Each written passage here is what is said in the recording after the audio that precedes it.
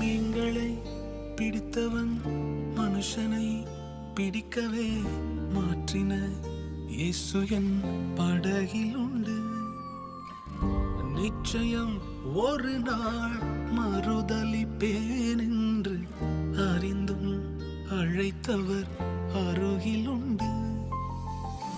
நான் வீசும் வலைகள் எல்லாம் பெருமையாய் வந்தாலும் என்னோடு அவர் இருக்க குறையேது. புயல் அடித்தாலும் அலை அடித்தாலும் என் துதிகள் ஓயாது. கரை தெரியாமல் கண்ணலைந்தாலும் என் துதிகள் ஓயாது.